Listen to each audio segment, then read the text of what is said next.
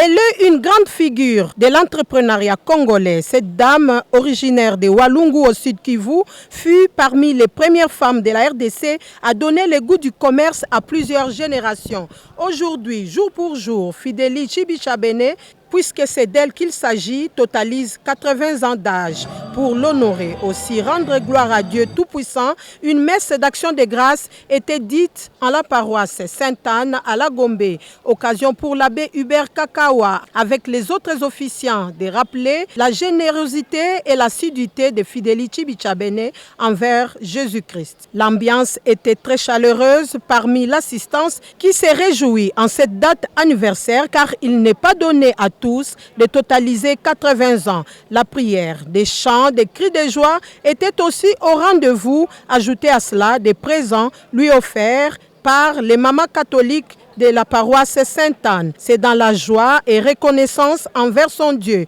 que Tshibichabene relate comment Dieu l'a préservé jusqu'à atteindre cet âge.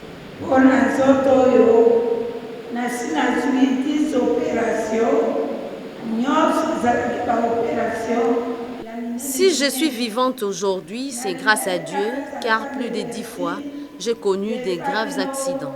J'exhorte donc aux chrétiens de placer leur confiance en Dieu.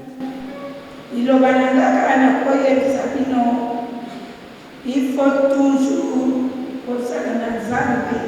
Plusieurs personnalités ont rehaussé de leur présence à la paroisse Sainte-Anne. Ils n'ont pas manqué de parler en bien de cette pionnière dans l'entrepreneuriat féminin de la RDC. Nous avons été de grands admirateurs de Maman Tshibichabene de par d'abord son courage. Une dame qui s'impose dans un contexte économique pas toujours facile, mais qui tient toujours et dont les affaires prospèrent toujours.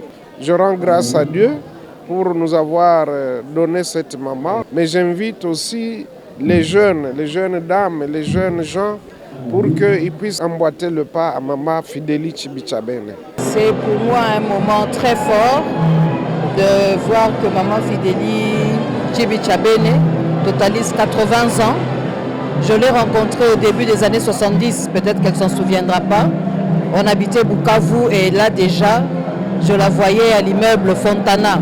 Elle s'en souviendra et elle était déjà très en vue à Bukavu. C'est une très très grande dame qui a marqué l'histoire de l'entrepreneuriat des femmes. Que la nation lui rende hommage. C'est une icône et c'est une femme politique aujourd'hui que nous fêtons. Il s'y est de noter aussi que dans le programme figure la soirée dansante prévue dans un mois à l'hôtel Pullman à la Gombe.